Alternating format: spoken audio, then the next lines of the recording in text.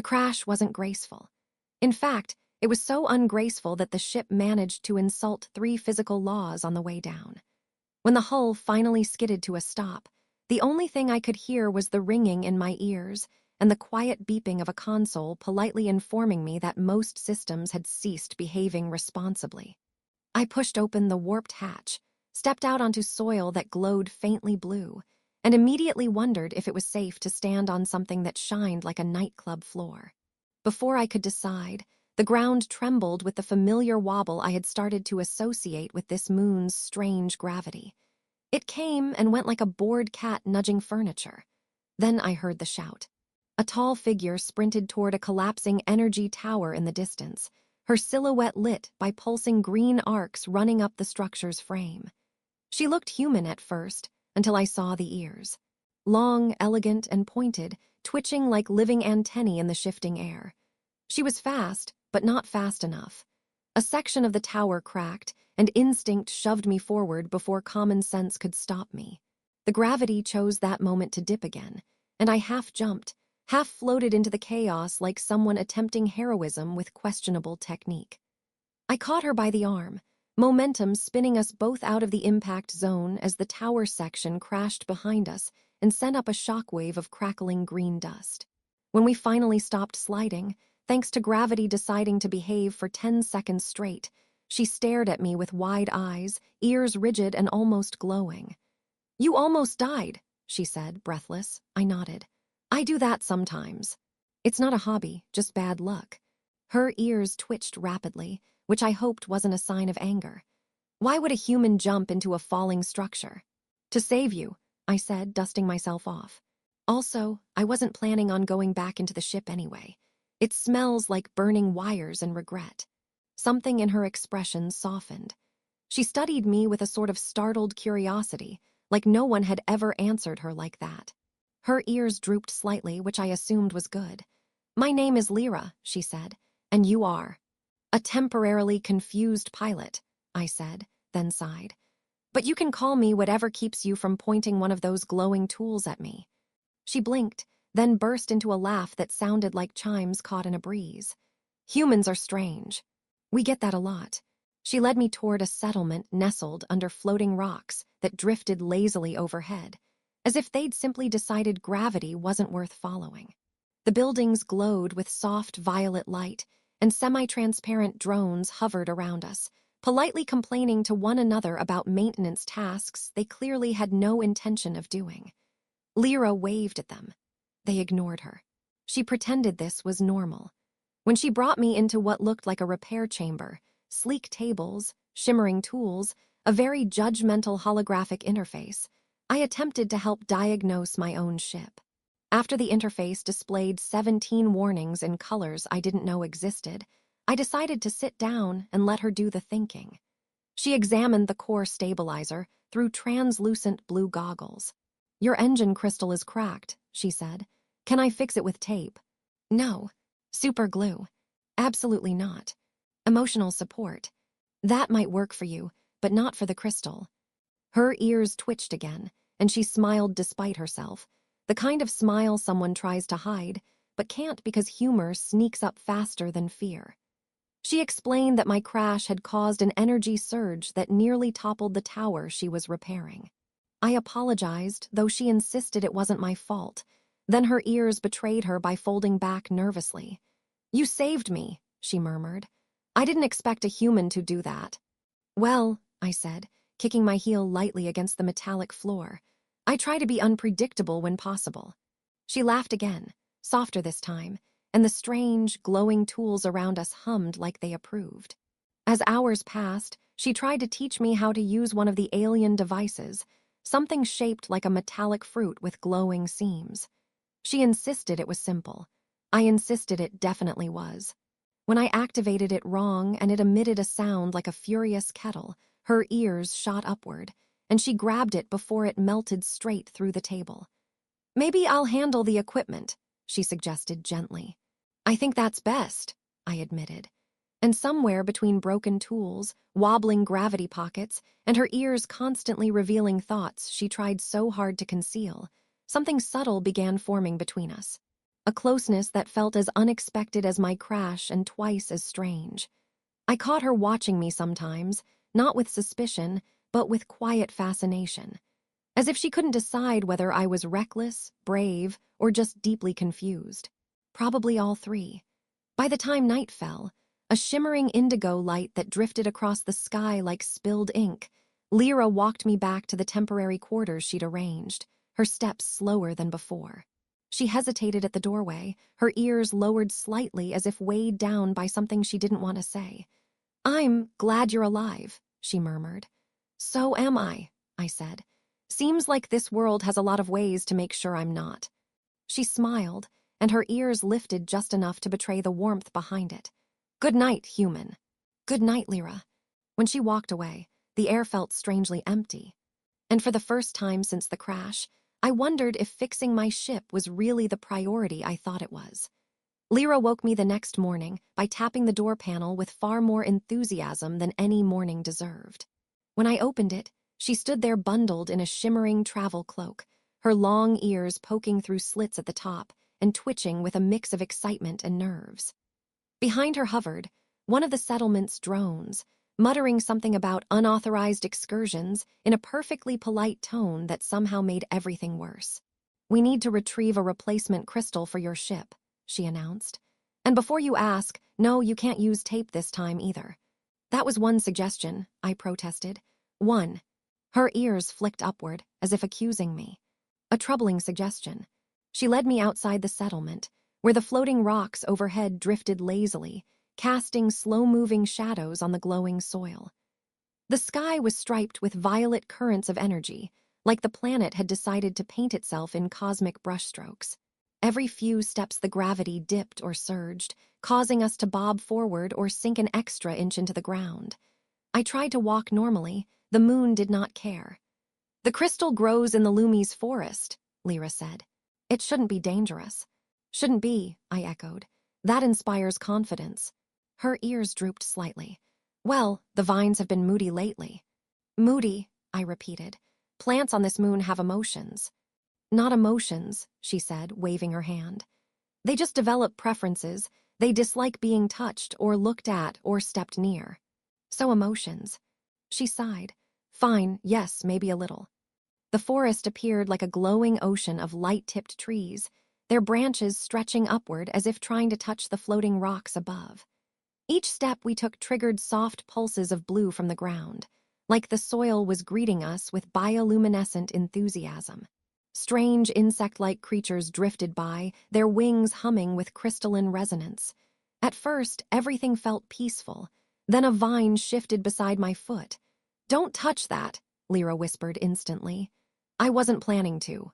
"It thinks you were planning to." "How?" "It listens to intentions." I froze. The vine curled toward me, as if double-checking that my intentions were indeed peaceful. Lyra gently nudged me away, and the vine uncurled with a judgmental huff, if plants can huff. Apparently they can. We ventured deeper, weaving between glowing trunks and floating pollen clouds that smelled faintly like lemons and static electricity. Lyra's steps were confident, but her ears kept betraying her, twitching at every unexpected sound. When a hovering beetle buzzed too close, she let out a tiny squeak before pretending she absolutely had not. "So," I said as we climbed over a root that pulsed faintly under our feet, "your people don't travel much." "We do," she said. "Just not here. The forest watches." "Feels like everything on this moon watches." Her ears tilted forward mischievously. "Except you. You are famously bad at noticing anything behind you." Immediately I turned around, just in case something terrible was looming. Lyra burst into laughter, her ears shaking wildly. "You're easy to tease," she said, "because everything here could be dangerous, including the vines and the beetles. And probably the clouds. The clouds are harmless." A nearby cloud crackled with electricity. "Mostly harmless," she corrected. After some time, we arrived at a clearing where a crystalline formation jutted from the ground like a giant shard of frozen starlight. Its surface radiated soft golden pulses, and I could feel a subtle hum in the air, like distant music vibrating through the soil. "That's it," she whispered. "The Lumi's crystal." It was beautiful, almost sacred-looking. I stepped forward, but a cluster of vines shifted, curling protectively around its base. "They don't like strangers," Lyra murmured. "So what do we do?" We ask politely. "You're joking." She was. She kneeled before the vines and bowed her head, murmuring something in her language, soft, melodic words that made the crystal glow brighter. The vines slowly loosened, retreating just enough to reveal a small cluster of detachable fragments. Lyra reached out with graceful care, lifting one of the fragments as if cradling something alive. The moment she held it, the humming intensified, warm and resonant. "This will power your ship," she said. "It chose to be taken." I stared at the vines. So the plant decided we were worthy. "It decided I was worthy," she corrected gently. "You're a work in progress." "Fair." With the crystal secured, we turned to leave, only for one of the vines to poke my ankle. Not aggressively, but more like a nudge of disapproval. Maybe a warning. Or maybe it just thought my boots were unfashionable. We hurried out of the forest as the sky shifted to a deeper blue, energy currents rippling like ocean waves above us. Lyra seemed unusually quiet on the walk back, her steps slower, her ears lowering in subtle movements she probably hoped I wouldn't notice. "You okay?" I asked. She hesitated, then nodded too quickly. "Of course, just thinking." "That's worrying." She gave a tiny laugh, but it didn't reach her eyes. "You'll be able to leave soon." Her voice didn't sound happy about it, and I felt something in my chest tighten. The wind shifted, brushing her cloak and lifting strands of her pale hair, and for a moment her expression softened into something unguarded. "I'm glad you came," she whispered, "even if you didn't mean to." "I'm glad I crashed," I said. "Not the crashing part, just ending up here with you." Her ears shot straight up, glowing faintly. "You say things so casually," she murmured. "Humans are complicated. Better than being moody vines." She laughed again, really laughed this time, and the sound carried through the glowing trees like a warm ripple. But as the settlement lights appeared in the distance, her steps slowed once more. The crystal pulsed faintly in her hands, but her ears were drooping again. Every beat of that golden light felt like a countdown, and she knew it. And so did I when we returned to the settlement. The sky above had shifted into its evening glow, streaks of indigo and rose woven together like a cosmic tapestry. The floating stones drifted more slowly at night, as if lulled into drowsiness by the settling light. Lyra walked a few steps ahead of me, her cloak brushing softly against the glowing ground, the Lumi's crystal cradled carefully in her hands. Each pulse of its golden light reflected on her long ears, but instead of perking up like usual, they hung low, trembling at the edges. We reached the repair chamber where my ship sat propped up on several hovering platforms, each one grumbling about the weight it was forced to carry. Lyra set the crystal onto the stabilizer cradle as though placing a beating heart into its chest. The machines hummed in approval, lights flickering across the panels. With a series of rising tones, the ship powered up, its core stabilizing, its systems awakening like something long asleep. The console flashed a diagnostic message, functional, with an almost smug glow. Lyra stared at it, and her ears twitched in a way that almost looked like flinching. "So," I said quietly, "it's ready." She nodded without looking at me. "It will take you home." "That sounds final." "It is." Her voice barely rose above a whisper. I wanted to think of something reassuring, something clever, something that would make her ears lift rather than droop. Instead, I stood there uselessly, watching her fingers linger on the crystal housing. Every shift in her expression seemed to echo everything we'd been avoiding saying. The problem with someone whose ears betrayed every emotion is that silence had nowhere to hide. She finally turned toward me. "You should rest. You'll leave in the morning." "That soon." "Yes." The chamber lights dimmed as she walked out, leaving me alone with the low hum of the ship. The sound felt heavier than before, like a countdown echoing in my bones. I tried lying down in the small cot the settlement provided, but my thoughts kept circling, drifting, tightening. The idea of leaving had always been the goal. That was the plan. That was the normal human reaction to crashing on a strange moon with unpredictable gravity.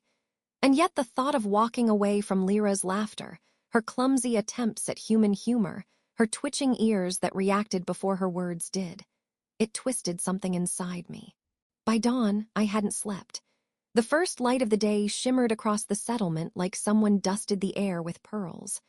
I found Lyra outside, seated on one of the floating stones near the launch platform. It bobbed gently beneath her, like it couldn't decide whether to hold her or avoid her emotions altogether. "You didn't sleep," she said without turning. I could say the same. Her ears shifted. I didn't want to waste time I still had. I sat beside her, the stone wobbling irritably at the added weight. She balanced easily. I, on the other hand, nearly slid off 3 times before giving up on pretending to look graceful. That earned a small laugh from her, a quiet one but real. "You're not like other humans," she said softly. "Is that good or bad?" "I haven't decided," she teased, though her ears betrayed fondness. We watched the energy currents drift overhead for a long moment. They shimmered faintly, shifting like enormous rivers of light. Finally she stood, smoothing her cloak, even though the fabric refused to stop glowing in uneven patches. "It's time," she whispered. We walked together to the ship. The air buzzed with anticipation, or maybe it was the stabilizers still complaining behind us.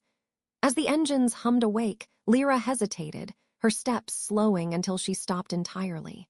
When she turned, her eyes were shimmering, reflecting the ship's glow. "Don't leave me, human." The words came out raw, honest, unguarded. Her ears were lifted high, trembling with emotion she could no longer hide. All the humor we had shared, all the near disasters, all the quiet moments in between, they rushed through that single plea. I stepped closer, placing a hand gently over hers. "Lyra!" My voice wavered more than I meant it to. "You know, when I crashed here, I just wanted to survive. Then I just wanted to fix my ship. And then I didn't want to leave at all." Her ears stilled. "I'm not the same person who fell out of the sky."